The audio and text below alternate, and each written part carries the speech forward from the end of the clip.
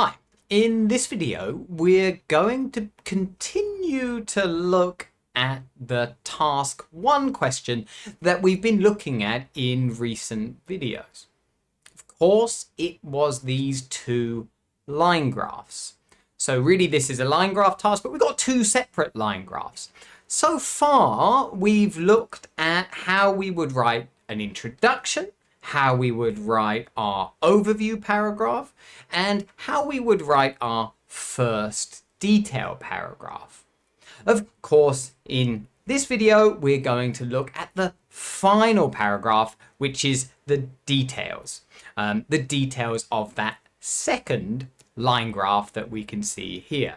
Now, of course, you can see there's not much detail here, so it shouldn't take too long. It's going to be quite a lot shorter than our first detailed paragraph.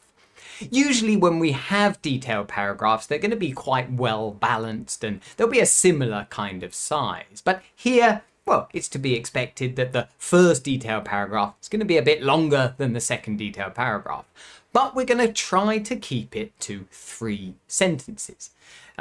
Just like the first detailed paragraph has 3 sentences, the second detailed paragraph is going to be 3 sentences too. It's nice to follow this kind of guideline. Although, like I said before, this is not a rule. You don't have to do it this way, of course, and you don't even have to separate the details into 2 separate paragraphs. But I just think it's a nice thing to do. Makes your writing look more organized, and there is a reason for it. Of course, we've got the first detailed paragraph for that first line graph and a second detailed paragraph for that second line graph. I know a lot of students will panic when they see something like this task where they see 2 separate graphs, or a line graph and a bar chart, or a pie chart and a line graph, or like this, 2 line graphs, and they'll think they have to compare these 2 graphs that they'll see. But of course you don't. Really, you're just comparing information inside those graphs. You don't have to compare the information between them. Here, of course, they are linked, right? We could assume that because people are kind of owning more electrical appliances, well, the number of hours that they're spending doing housework is going to decrease. But of course, our job in IELTS writing task 1 is not to assume anything. We don't want to hear your opinion here. We just want you to describe what you can see.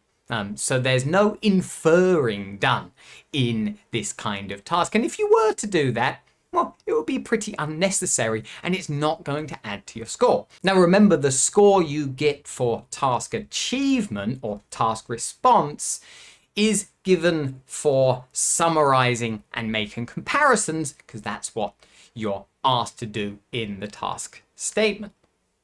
Of course, if you do something else like infer or conclude or give your opinion, this isn't going to add to that score at all.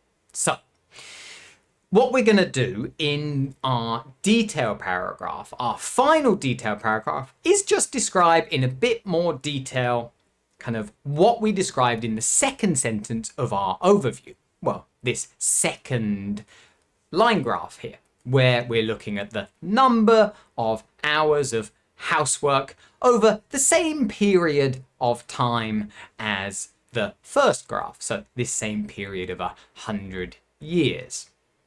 So what we'll do is just look at each of the sentences one by one. It shouldn't take long because it's really quite simple with this kind of simple one line inner line graph that we've got to describe. So if we look at that first sentence of this detailed paragraph, we can see here we've kind of begun our sentence in a slightly different way. Of course, in that first detailed paragraph, we started straight away with the time expression.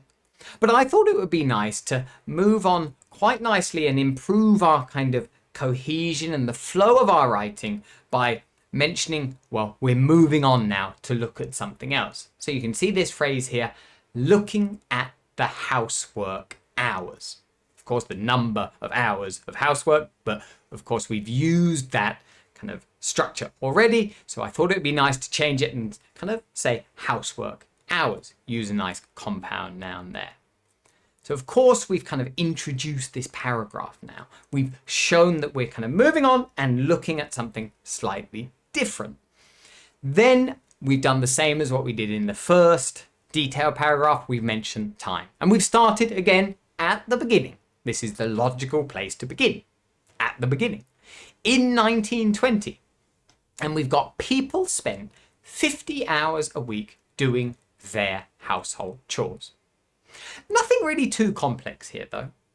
But of course, we've got a verb that refers to time. We've got the verb spent, using the past simple tense again, just like we were in the previous detail paragraph. And then we've got the specific number, 50 hours. 50 hours a week, because that's what it's telling us in the graph. And then we've said doing their household chores. Again, nothing too complex here, but of course we've shown we understand we've got the collocation between the verb do and housework or household chores. Here we're saying household chores, which is really just a synonym of housework. And then, of course, we're linking our ideas here nicely with a pronoun. We've got their, which is referring to the people that I've mentioned previously in that same sentence. But really nothing too complex there. We can't compare that with any other figure because we've just got one figure. There's just one line there. So we've given that.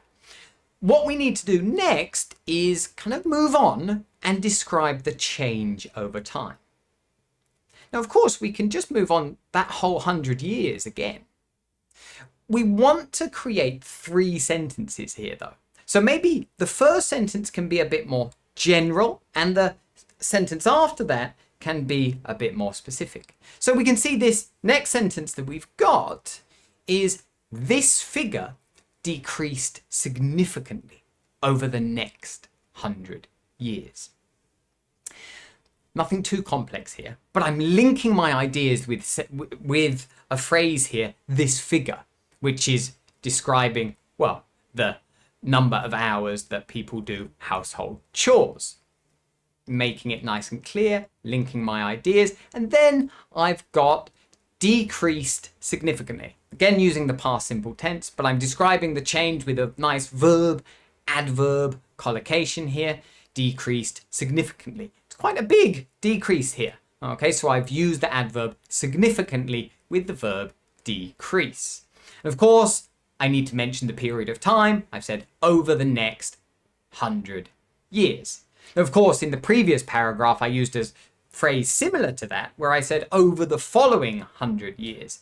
Now I've changed it slightly. I've changed following to next, which would have the same meaning in this context. So, of course, I've got the kind of general information there. I am adding onto the information that I gave in the overview, though. And, of course, I'm going to have a third sentence where I give the specific figure at the end. And again, I've used the phrase by 2019, kind of like I did in the previous paragraph as well. And then I've just given that specific figure at the end, just over 10 hours. This is because, well, of course, I can see there, it's probably around 12 hours, but I can't see exactly. So I've used the phrase just over and then 10 hours because I can see that from the graph. It is around that. And of course here, slightly different here. I've said was spent carrying out housework. Okay, so a bit of a kind of show of the range of vocabulary and grammar here.